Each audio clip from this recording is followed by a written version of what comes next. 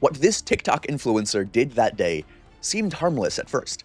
She was following a trail that she'd seen online, looking for the kind of hidden spot that could turn her next viral video into a sensation. But that is exactly what makes her story so disturbing. This is the story of a TikTok influencer who entered Deschutes National Forest looking for a hidden gem, stepped off the trail, and never came back.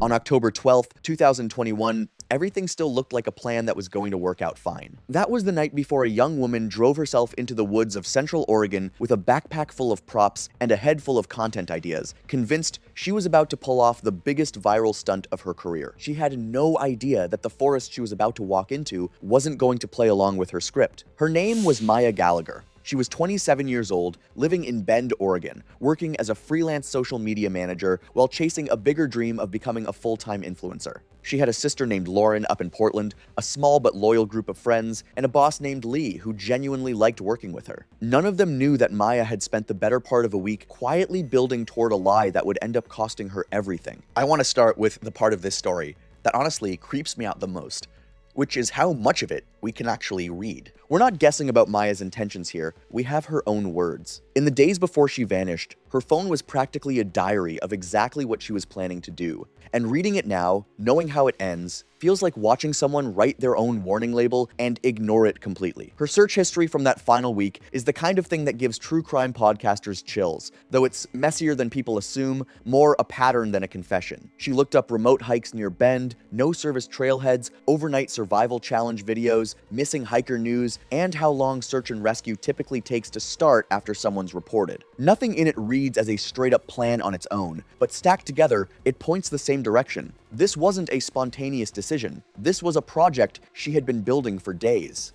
And look, I get the impulse behind stunts like this.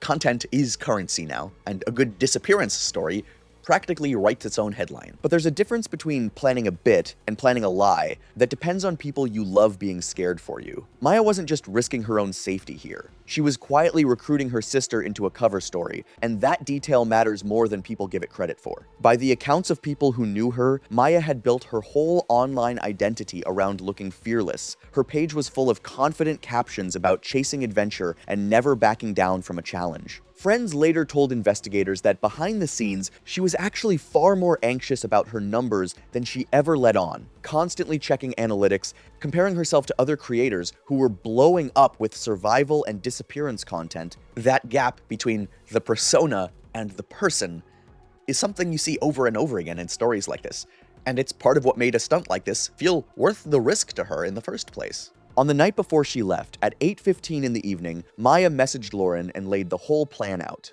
She said she was going to head into the woods the next day, leave her car and her phone behind, camp out overnight, and come back the following day acting shaken up for the cameras. She told Lauren to play dumb if anyone asked questions, and specifically not to tell their mom. She added that she'd be fine, that she had a tent and a flashlight. Like that settled it. Lauren wrote back that Maya was being ridiculous, but she also admitted that Maya's followers would probably love it.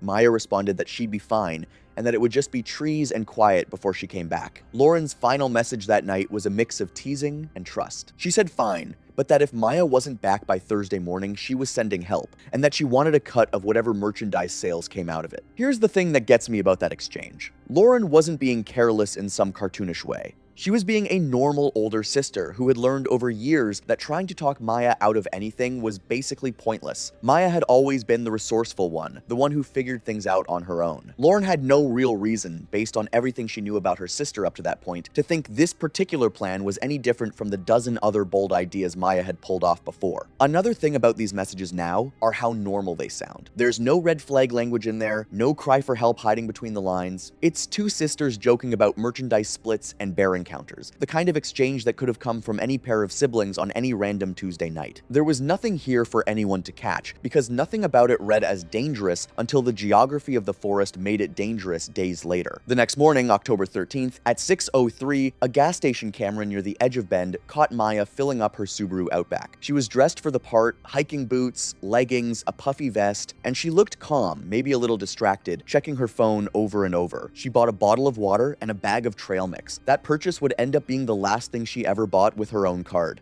Between 6:15 and 6:45 that morning, she was active on social media, posting vague, teasing stories about feeling adventurous and going off the grid for a while. It's such a small detail, but it tells you everything about how deliberate this was. She wasn't disappearing by accident. She was laying breadcrumbs, building anticipation, setting the stage for a comeback video that was supposed to make her blow up online. She reached the Tumalo Falls trailhead at 7:11 that morning, which investigators later corroborated through timestamped photos, vehicle sightings from other visitors, and her digital timeline. She got out, opened the trunk, and pulled out a backpack that was way bigger than anything a normal day hiker would carry. It was a large frame pack, clearly chosen because it looked more dramatic on camera, not because it was practical for what she was actually doing. She filmed herself for a while, presumably footage meant for the big reveal video she never got to make. At 7:18, she took a selfie in front of the trailhead sign with her car visible behind her. Investigators would later identify this as her planned last photo, the emotional anchor for the story she intended to tell once she resurfaced. 4 minutes later, device logs later recovered from her phone showed a normal manual shutdown. That was the moment she fully committed. That was the moment she walked into the trees and, as far as anyone else was concerned, disappeared. What she hadn't told Lauren was that the phone wasn't staying in the car. It was zipped into a side pocket of her pack, powered off, a quiet emergency backup in case the plan went wrong, coming back to that 4-minute window between the selfie and the phone shutting off,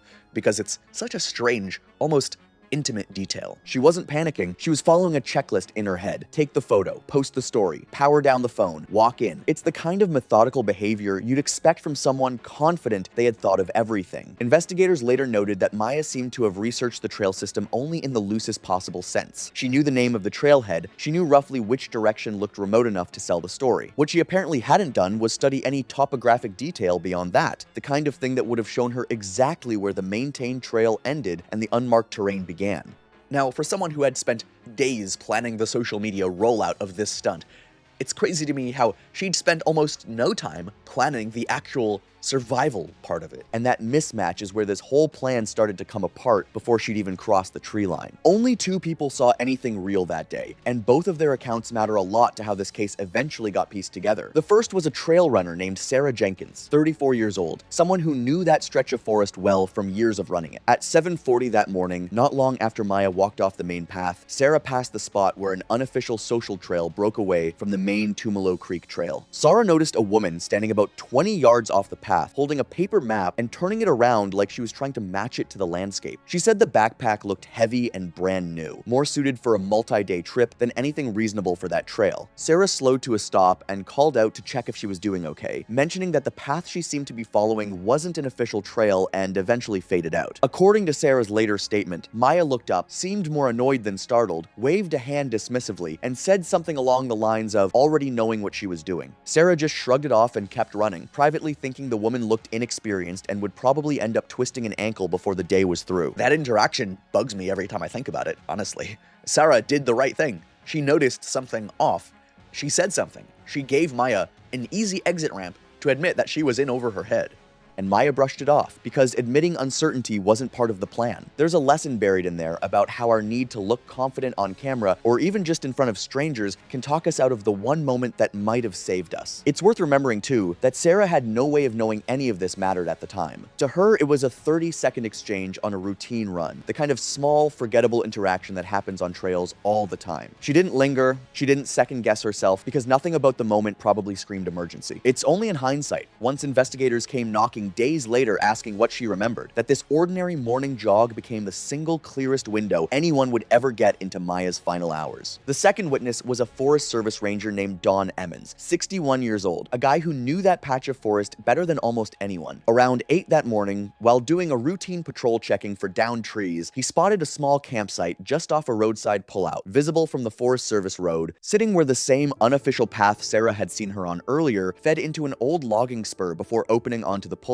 tucked near an old logging trail rather than any actual designated camping spot. What he found there is one of those details that authorities would later say told a story all on its own. There was a single hiking boot placed carefully beneath the edge of a rock outcrop, not tossed aside, not lost, but positioned. A water bottle sat half buried nearby. A camera tripod stood upright against a tree, with no camera attached. Ranger Emmons, based on decades of experience reading actual emergency scenes, said he immediately felt like something was off about the careful arrangement of the gear as a whole. He logged the GPS coordinates, checked the immediate area, called the coordinates into dispatch, and photographed the items, rather than treating it like the aftermath of someone in genuine distress. His reasoning, according to investigators who later reviewed his notes, was straightforward. A person who was actually panicking or hurt does not arrange their gear like a photo shoot. He filed it as abandoned, suspicious gear and continued his route. Since there was no vehicle tied to the scene, no ID, no blood, no distress note, and no missing person report on file yet, so it wasn't escalated into a full search that morning. I have to give Ranger Emmons credit here because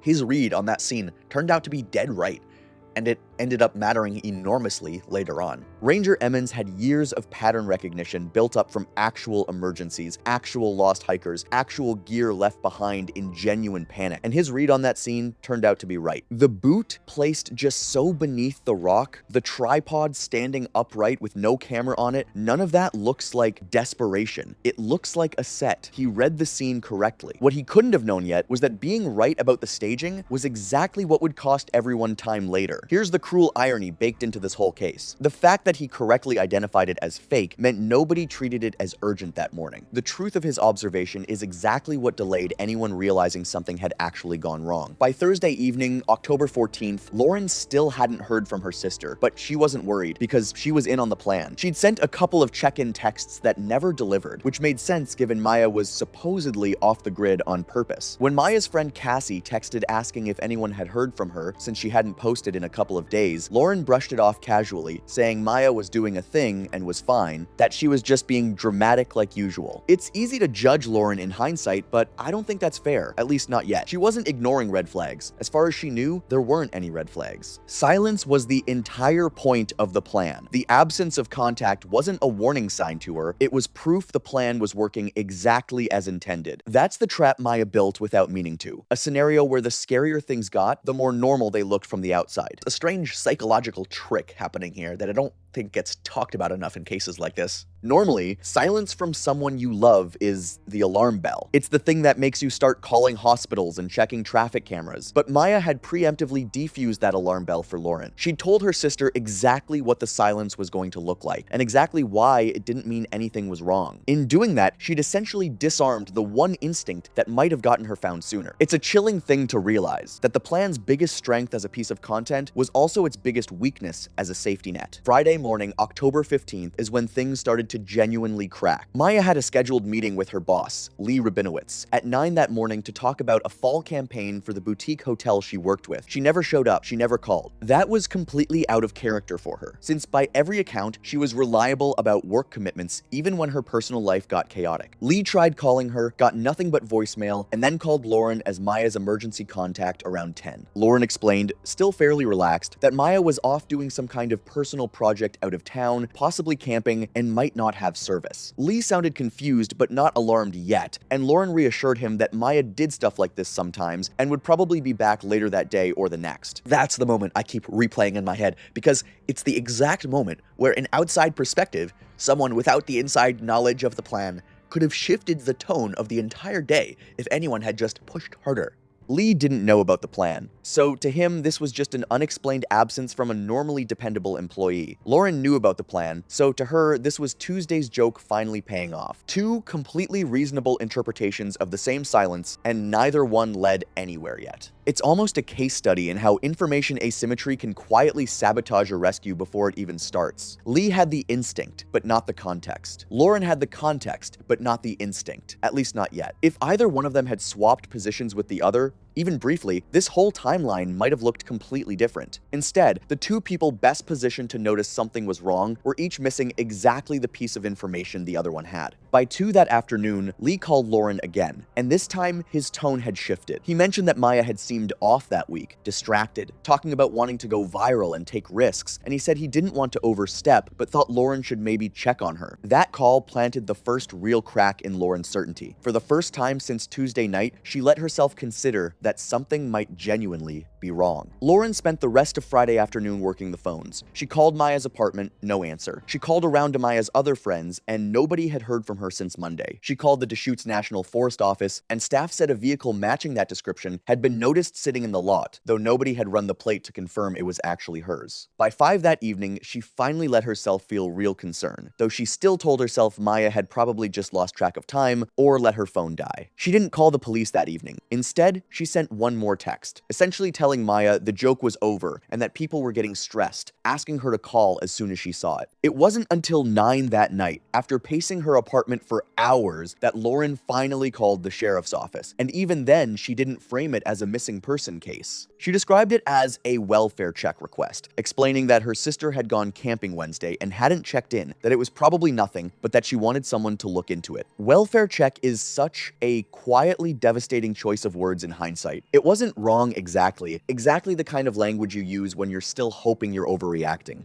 The dispatcher logged it accordingly as a low-priority inquiry involving an adult believed to have left voluntarily, with no evidence of a crime and no clear indication of immediate danger. No search went out that night. Saturday morning, October 16th, a sheriff's deputy went to the Tumalo Falls trailhead and found Maya's Subaru still there. After running the plates and confirming the vehicle belonged to her, the deputy reported it as an unattended vehicle with no sign of its owner. A formal missing person report was filed at 9:30 that morning, and search and rescue was brought in. The response still took time. Personnel had to be assembled, witnesses interviewed, and a search plan established. That afternoon, deputies found Ranger Emmons' suspicious item report from earlier that week. Emmons then contacted authorities himself, recognizing the coordinates as the staged campsite he documented 3 days earlier. That report finally gave searchers a specific place to start. This is also a part of the story that's really crazy to me, because every single person involved acted logically, given what they knew at the time. Lauren trusted a plan she'd been told about directly. Lee respected boundaries around someone's personal life until he genuinely couldn't anymore. The dispatcher followed standard protocol for an adult who appeared to have left on their own. Ranger Emmons correctly identified staged evidence for exactly what it was. Nobody was negligent. But stack all those reasonable decisions on top of each other, and you get 3 full days lost before anyone started looking for real. There's no single person to be angry at here. If anything, the only person whose decision truly set this chain in motion was Maya herself, and she was the one person who never got the chance to explain or defend it. Everyone else was just responding layer by layer to a story she had built specifically to be believed. Investigators also examined Lauren's role. She knew about the plan and agreed to stay quiet, effectively helping create what became an active missing person case. But she was never charged. The search had not officially begun while she remained silent, and authorities found no clear law she'd broken by believing her sister's story. She faced public criticism, but nothing more. Maya's recovered phone filled in part of the timeline. Logs showed it was manually powered down at 7:22 that morning as planned. But at 9:45 that night, it was briefly powered back on. Investigators believe she may have been trying to call for help or find a signal, but no connection was made before the phone was shut off again. Then, at 11:30 that night, there's one final log entry showing an attempt to register with a nearby cell tower. Again, nothing connected. The battery gave out shortly after that. Combined with Sarah's account of where she saw Maya heading and the ranger's coordinates for the staged camp, investigators pieced together that Maya had likely pushed well beyond the maintained trail system and further west than her fake campsite into an area of steep, rocky ravines and small cliff faces that don't show up on the standard trail maps. Sitting with that timeline is genuinely unsettling. 2 attempts to get a signal hours apart, both failing. That's not someone casually waiting out a night in the woods for content. That's someone who already knew, well before anyone back home did, that her plan had gone sideways. She was trying to reach out, the forest just wasn't letting her. Think about what that actually means in terms of hours. Her sister was still asleep in Portland that first night, completely unaware anything was wrong, while Maya was already out there trying twice to get a signal out. By the time Lauren woke up Wednesday morning, still trusting the plan completely, Maya had already spent an entire night alone in unfamiliar terrain, already tried and failed twice to call for help. The gap between what was actually happening in the forest and what people back home believed was happening had already opened up wide enough that it would never fully close in time. On the afternoon of October 17th, at 1:45, a search and rescue team found Maya Gallagher. There was nothing dramatic about how it happened. No animal encounter, no foul play, nothing that would make for a flashy headline beyond the one it already had. She was found at the bottom of a 25-foot slope covered in loose, wet rock scree. The forensic conclusion was that she had slipped on that unstable ground, most likely while trying to find a spot with cell service or a better vantage point to get her bearings. The fall left her with a severe compound fracture in her lower right leg and blunt trauma to her head. And here's the detail that also genuinely haunts me every time I think about this case. She survived the fall. Investigators found a tarp from her pack partly pulled over and around her, which meant she'd had the strength and the presence of mind afterward to try to shelter herself from the cold. She was found just feet from a small stream, but her injuries were too severe for her to reach it. The medical examiner ruled that complications from blunt force trauma caused by the fall killed her, with dehydration and exposure contributing. By the time rescuers found her, she had been missing for several days. In the end, there was no audience, no camera, and no comeback video. Just an injured woman alone in the wilderness, pulling a tarp over herself and trying to survive. But authorities stressed that much of her final hours could only be reconstructed. No one witnessed the fall or saw her pull the tarp over herself. Investigators pieced together the most likely sequence from the terrain: her injuries, the tarp, her position, and the nearby stream. Lauren got the call while she was sitting on her couch in Portland, still half convinced this whole thing was one big misunderstanding waiting to resolve itself. The detective's voice on the other end was calm and professional, the way these calls always seem to be, informing her that they had located her sister. Lauren has said that everything after those first few words kind of blurred together. She didn't cry right away. She just sat there in silence for a long time. She said that what hit her hardest afterward wasn't the loss itself in that first moment, it was the slow, creeping realization of every decision she'd made that week. The texts she'd laughed off, the reassurances she'd given Cassie and Lee, the phrase she'd used with the dispatcher, probably nothing. None of those choices were unreasonable at the time she made them. But in hindsight, they lined up into a chain of small delays that all added up to something enormous. If there's a single thread worth pulling from all of this, it's that the line between a viral moment and a tragedy can be thinner than we like to admit, and it doesn't take a villain to cross it.